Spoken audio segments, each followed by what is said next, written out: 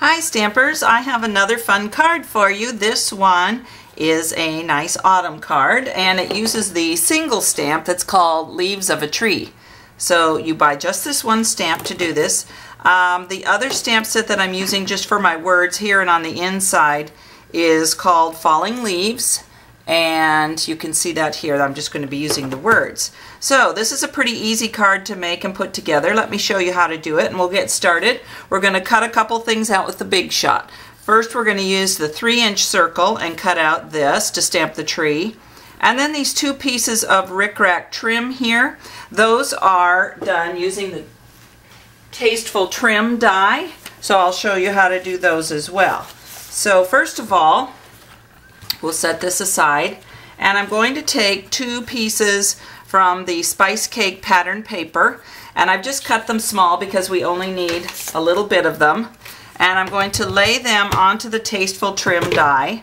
I want to use the rickrack, and I also want to use the piece with the scalloped edge here, so I'll just set those on, put the clear plate on top, and then I'm going to run that right through the Big Shot. So I'll put that up here and you'll be able to see that come through. Now that it's cut, you can see these two pieces here. So I've got the scalloped edge and I have the rickrack piece. The next thing we need to do is we need to cut out that circle. So I have the circle die here. It's just a 3-inch circle, and I'm going to take some very vanilla cardstock, place it right on top, just big enough to cover that. Use the two clear plates again. And then we'll run that through the Big Shot. You end up with a perfect cut circle. So the Big Shot really is the way to die cut anything that you need. Much easier than trying to cut a circle with some of the other circle cutting systems that are out there. I'm going to use soft suede for the background of the card, and then on top of that the color is called River Rock. It tends to take on and blend with whatever color you use it with. It's a nice neutral to use. So I'm going to use some snail adhesive on the bigger piece because that's easy enough to place that here. And then for the rickrack though, this is so small that I'm going to use a two-way glue pen and just dab that along, because that way I won't have my snail adhesive sticking outside of the rickrack. So I've got some of that and I'll stick that on, and the idea is that these do not go all the way across the front of the card. They're just varying lengths like so. Okay, now this helps to show me where to place the word grateful on the front, and I'm going to use soft suede ink. So I'll just ink that up and then stamp grateful right here above the rickrack. Now I'm ready to do that tree. So I'll take the circle and the single tree die. This is so pretty, you can do this in any fall colors. And we'll ink that up with soft suede. And then I'm just going to stamp that here right onto the circle like this. And I'm going to color those leaves in. I also want to add some color to the edges of that circle, and I'll just use a sponge dauber and add this color, brush it on all the way around. Just takes the sharp look off the edge there.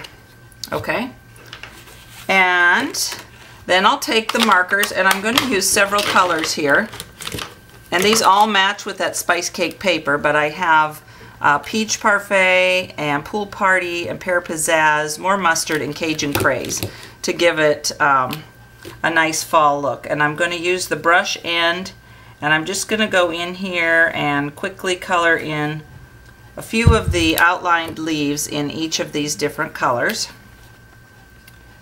like this, just picking random ones all around. Okay, and that's just a few of them, but we'll continue. I'll go ahead and stick this onto the front of my card like this. The tree, when I'm finished coloring it, is going to go over here. Now, I've also got a nice big button on my finished card right here. These are also available in the mini catalog right now. So for this one, I'm going to use one that's in the soft suede color over here. So that's just one other that you get in the package.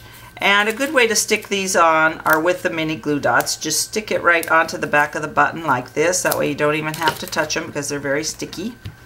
And place that down. I kind of want it to overlap a little bit. Now I'm going to use some of the fabric. There's Spice Cake fabric that matches that Spice Cake pattern paper.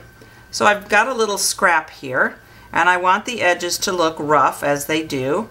And I'm tying a knot in it and try to get the so it ends up with the pattern side showing.